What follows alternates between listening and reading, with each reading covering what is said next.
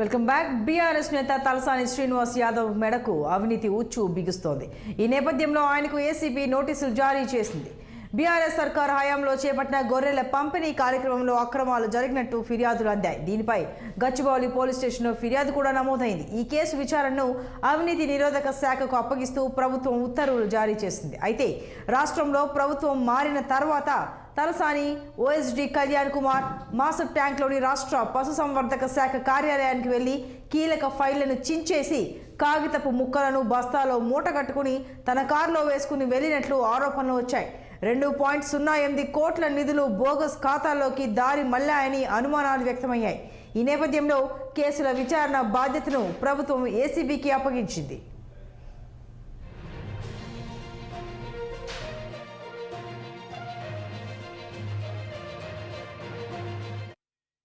ఇక పశుసంవర్ధక శాఖ అధికారులు, కాంట్రాక్టర్లు, దళార్లు కుమ్మక్కై ప్రభుత్వ నిధులను దారి మళ్లించినట్టు ఆరోపణలున్నాయి.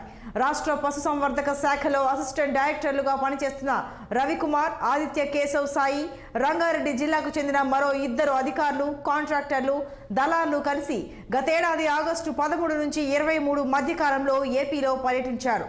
18 మంది రైతుల నుంచి 133 యూనిట్ల కోసం 793 గొర్రెలు సేకరించారు. గొర్రెలు విక్రయించిన ఏపీ రైతుల బ్యాంకు ఖాతాలకు నగదు బదిలీ చేయాల్సి ఉండగా దళారులకు చెల్లించిన బినామీ ఖాతాల్లోకి 2.08 కోట్లు మళ్లించారు.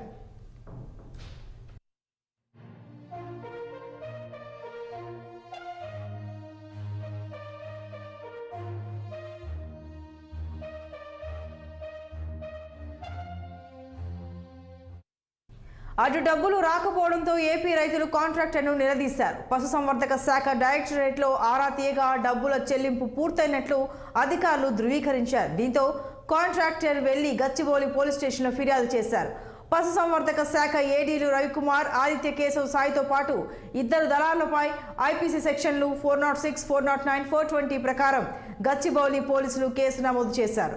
ప్రభుత్వ ఆదేశాల మేరకు కేసు ఏసీబీకి బదిలీ అయింది. దీంతో ఆ శాఖ మంత్రిగా వ్యవహరించిన తలసానికి కూడా నోటీసులు జారీ అయినట్టు తెలుస్తోంది.